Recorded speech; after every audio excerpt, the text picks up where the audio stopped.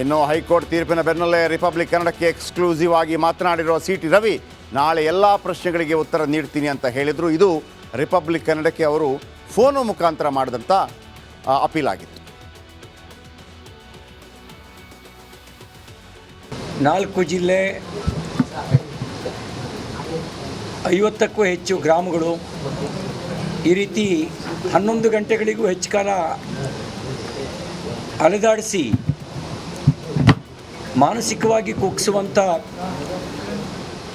ಪ್ರಯತ್ನವನ್ನು ಮತ್ತು ದೈಹಿಕವಾಗಿ ಹಲ್ಲೆ ಮಾಡುವಂಥ ಕೆಲಸವನ್ನು ಕಾಂಗ್ರೆಸ್ ಸರ್ಕಾರ ಪೊಲೀಸ್ ಬಲವನ್ನು ಉಪಯೋಗಿಸ್ಕೊಂಡು ಮಾಡಿತು.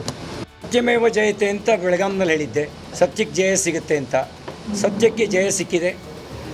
ಇದರಿಂದ ಹಿಗ್ಗೋದಿಲ್ಲ. ಕಾಂಗ್ರೆಸ್ಸು ಪೊಲೀಸ್ ಬಲವನ್ನು ದುರ್ಬಳಕೆ ಮಾಡಿಕೊಂಡು ಕುಗ್ಗಿಸೋ ಪ್ರಯತ್ನ ಮಾಡಿದರೆ ಅದು ಕುಗ್ಗೋದು ಇಲ್ಲ. ಅವ್ರಿಗೆ ಒಂದು ಮಾತು ಹೇಳಕ್ಕೆ ಬಯಸ್ತೇನೆ, ನೀವೀಗೇನು ನಿನ್ನೆ ಪ್ರಯೋಗ ಮಾಡಿದ್ರಿ ಅದನ್ನು 35 ವರ್ಷದಿಂದಲೇ ನಾವು ಅನುಭವಿಸಿದ್ದೀವಿ. ಆ ಅನುಭವಿಸಿಯೇ ಆ ಸಂಕಷ್ಟದಿಂದಲೇ ಹೋರಾಟ ಮಾಡ್ಕೊಂಡು ಗಟ್ಟಿಯಾಗಿದ್ದೀವಿ. ನೀವು ಕೊಡೋ ತೊಂದರೆ ಇನ್ನಷ್ಟು ಹೋರಾಟ ಮಾಡೋ ಶಕ್ತಿ ಕೊಡುತ್ತೆ. ನಮ್ಮ ಕಾರ್ಯಕರ್ತರು ಸಂಕಷ್ಟದಲ್ಲಿದ್ದಾಗ ಅವ್ರ ನೆರವಿಗೆ ಬಂದು ಅವ್ರ ಋಣ ತೀರ್ಸೋ ಕೆಲಸ ಮಾಡ್ತೀವಿ ಅಂತ ಅಷ್ಟೇ ಮಾತನ್ನು ಹೇಳಿ ಇನ್ನು ಉಳಿದ ವಿಷಯವನ್ನು ನಿಧಾನಕ್ಕೆ ಮಾತಾಡ್ತೀನಿ. ಎಲ್ರಿಗೂ ಓಕೆ. ಇದಾದ ನಂತರ ಪತ್ರಿಕಾಗೋಷ್ಠಿ ಮಾಡ್ತಾರೆ ಅವರು. ಪತ್ರಿಕಾಗೋಷ್ಠಿಗಿಂತ ಮೊದಲು ಕೂಡ ನಮ್ಮ ಜೊತೆ ಫೋನದಲ್ಲಿ 6 ಗಂಟೆಗೆ ನಮ್ಮ ಸಂಜೆ 6 ಕರ್ನಾಟಕ ಕಾರ್ಬಾರ್ ಕಾರ್ಯಕ್ರಮದಲ್ಲಿ ಮಾತಾಡಿದ್ರೆ ನಂತರ ಪತ್ರಿಕಾಗೋಷ್ಠಿ ಮಾಡ್ತಾರೆ. ಬಹುಶಃ ಇದು ಪತ್ರಿಕಾಗೋಷ್ಠಿ ಆದ ನಂತರ ಕೂಡ ನಾಳೆ ಸವಿವರವಾಗಿ ಅವರು ಮಾತಾಡ್ಬೋದು. ಸಿ.ಟಿ. ರವಿ ಅವರ ಆರೋಪ ಏನು ನೋಡಿ, ವೀಕ್ಷಕರ ಮತ್ತೊಮ್ಮೆ ಹೇಳ್ತಾ ಇದ್ದೀವಿ. ಯಾವುದೇ ಮಹಿಳೆ ಬಗ್ಗೆ ಆ ಥರದ ಹೇಳಿಕೆಯನ್ನು ಕೊಡಬಾರ್ದು, ಅದು ಆರೋಪ, ಅದು ಅದರ ಬಗ್ಗೆ FSL ರಿಪೋರ್ಟ್ ಬರುತ್ತೆ ಮತ್ತೊಂದು. ಆದರೆ ಯಾವುದೇ ಒಂದು ಪ್ರಕ್ರಿಯೆ ಅಂತಿರುತ್ತಲ್ಲ, ಅದಕ್ಕೆ ಬೇಕಿರುವಂಥ ಪ್ರಕ್ರಿಯೆ ಅದು ಕೂಡ ಹೆಚ್ಚು ಕಡಿಮೆ ಆಗಬಾರ್ದು. ಅಲ್ಲಿ ದೇಶದ ರಾಜಕಾರಣ ಆಗಬಾರ್ದು. ಇಲ್ಲಿ ಸಿ.ಟಿ. ರವಿ ಆರೋಪ ಏನು? ಖಾನಾಪುರ ಠಾಣೆಯಲ್ಲಿ ಸಿ.ಟಿ. ರವಿ ಮೇಲೆ ಹಲ್ಲೆ ಆಯಿತು ಅಂತೇಳಿ ಅವರು ಆರೋಪ ಮಾಡ್ತಾರೆ. ಈಗ ಲಕ್ಷ್ಮೀ ಹೆಬ್ಬಾಳ್ಕರ್ ಅವರ ಬಗ್ಗೆ ಅಶ್ಲೀಲವಾಗಿ ಮಾತಾಡಿದ್ರು ಅನ್ನೋ ಕಾರಣಕ್ಕಾಗಿ FIR ಆದಾಗ ಹೇಗೆ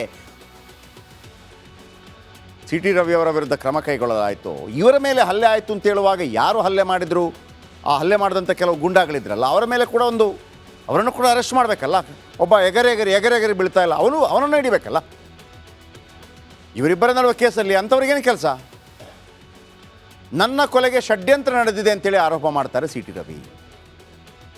ಲಕ್ಷ್ಮೀ ಹೆಬ್ಬಾಳ್ಕರ್ ಮತ್ತು DKC ಕಡೆಯಿಂದ ಜೀವ ಬೆದರಿಕೆ ಆಗುತ್ತೆ ಅಂಥೇಳಿ, DKCಯಿಂದ ಹೊಡೆದಿದ್ದು ಪೊಲೀಸರೋ ಬೇರೆಯವರೋ ಗೊತ್ತಿಲ್ಲ ಅಂತ ಕೂಡ ಹೇಳಿದರು. ಅಂದರೆ ಅವರಿಗೆ ರಕ್ತ ಬಂದಿತ್ತು ಆ ಕಾರಣಕ್ಕಾಗಿ.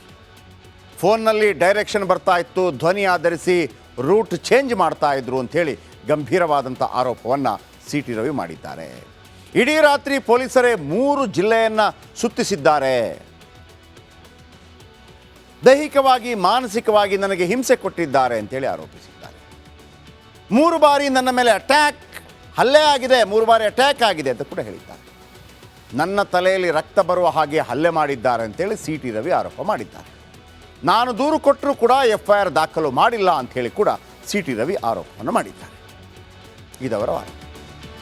ರಾಜ್ಯದಲ್ಲಿ ಹೈಕೋರ್ಟ್ ತೀರ್ಪಿನ ಬೆನ್ನಲ್ಲೇ ರಿಪಬ್ಲಿಕ್ ಕನ್ನಡಕ್ಕೆ ಎಕ್ಸ್ಕ್ಲೂಸಿವ್ ಆಗಿ ಮಾತನಾಡಿರುವ ಸಿ.ಟಿ. ರವಿ ನಾಳೆ ಎಲ್ಲ ಪ್ರಶ್ನೆಗಳಿಗೆ ಉತ್ತರ ನೀಡ್ತೀನಿ ಅಂತ ಹೇಳಿದರು. ಇದು ರಿಪಬ್ಲಿಕ್ ಕನ್ನಡಕ್ಕೆ ಅವರು ಫೋನು ಮುಖಾಂತರ ಮಾಡಿದಂಥ ಅಪೀಲ್ ಆಗಿತ್ತು.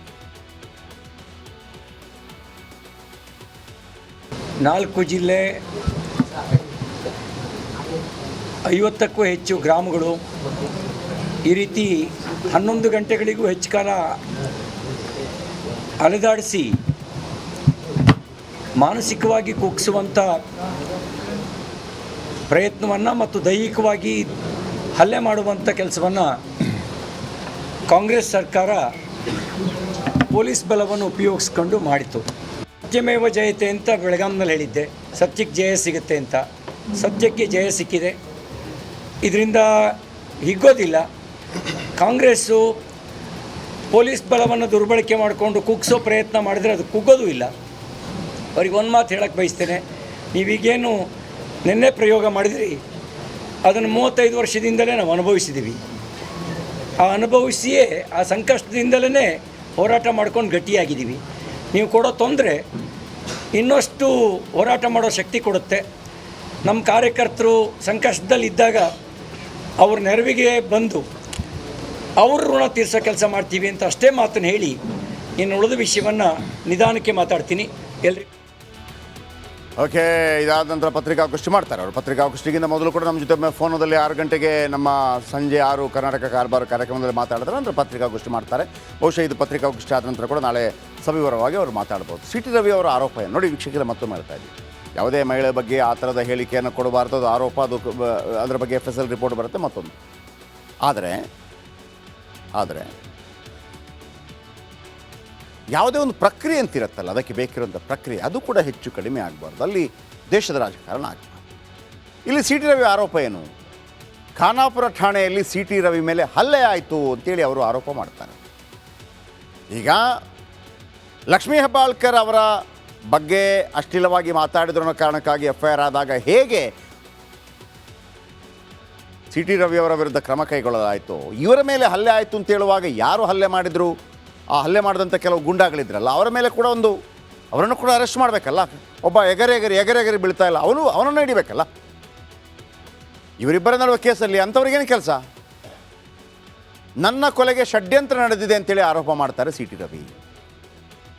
ಲಕ್ಷ್ಮೀ ಹೆಬ್ಬಾಳ್ಕರ್ ಮತ್ತು DKC ಕಡೆಯಿಂದ ಜೀವ ಬೆದರಿಕೆ ಆಗುತ್ತೆ ಅಂಥೇಳಿ, DKCಯಿಂದ ಹೊಡೆದಿದ್ದು ಪೊಲೀಸರೋ ಬೇರೆಯವರೋ ಗೊತ್ತಿಲ್ಲ ಅಂತ ಕೂಡ ಹೇಳಿದರು. ಅಂದರೆ ಅವರಿಗೆ ರಕ್ತ ಬಂದಿತ್ತು, ಆ ಕಾರಣಕ್ಕಾಗಿ ಫೋನ್ನಲ್ಲಿ ಡೈರೆಕ್ಷನ್ ಬರ್ತಾ ಇತ್ತು, ಧ್ವನಿ ಆಧರಿಸಿ ರೂಟ್ ಚೇಂಜ್ ಮಾಡ್ತಾ ಇದ್ರು ಅಂಥೇಳಿ ಗಂಭೀರವಾದಂಥ ಆರೋಪವನ್ನು ಸಿ ಟಿ ರವಿ ಮಾಡಿದ್ದಾರೆ. ಇಡೀ ರಾತ್ರಿ ಪೊಲೀಸರೇ 3 ಜಿಲ್ಲೆಯನ್ನು ಸುತ್ತಿಸಿದ್ದಾರೆ, ದೈಹಿಕವಾಗಿ ಮಾನಸಿಕವಾಗಿ ನನಗೆ ಹಿಂಸೆ ಕೊಟ್ಟಿದ್ದಾರೆ ಅಂತೇಳಿ ಆರೋಪಿಸಿದ್ದಾರೆ. 3 ಬಾರಿ ನನ್ನ ಮೇಲೆ ಹಲ್ಲೆ ಆಗಿದೆ, 3 ಬಾರಿ ಅಟ್ಯಾಕ್ ಆಗಿದೆ ಅಂತ ಕೂಡ ಹೇಳಿದ್ದಾರೆ. ನನ್ನ ತಲೆಯಲ್ಲಿ ರಕ್ತ ಬರುವ ಹಾಗೆ ಹಲ್ಲೆ ಮಾಡಿದ್ದಾರೆ ಅಂತೇಳಿ ಸಿ ಟಿ ರವಿ ಆರೋಪ ಮಾಡಿದ್ದಾರೆ. ನಾನು ದೂರು ಕೊಟ್ಟರೂ ಕೂಡ FIR ದಾಖಲು ಮಾಡಿಲ್ಲ ಅಂಥೇಳಿ ಕೂಡ ಸಿ ಟಿ ರವಿ ಆರೋಪವನ್ನು ಮಾಡಿದ್ದಾರೆ. ಇದವರ ವಾದ. ಇನ್ನೂ ರಾಜ್ಯದಲ್ಲಿ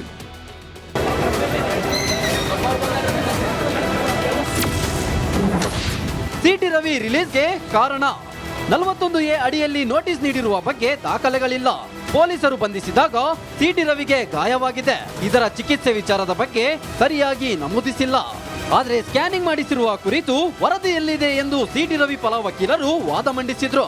ಈ ವೇಳೆ ರಿಪಬ್ಲಿಕ್ ಮೀಡಿಯಾ ನೆಟ್ವರ್ಕ್ನ editor in chief Arnab Goswami ವಿರುದ್ಧದ ಕೇಸ್ನಲ್ಲಿ ಸುಪ್ರೀಂ ಕೋರ್ಟ್ ತೀರ್ಪನ್ನು ವಕೀಲ ಸಂದೇಶ್ ಚೌಟ ಉಲ್ಲೇಖಿಸಿದ್ರು.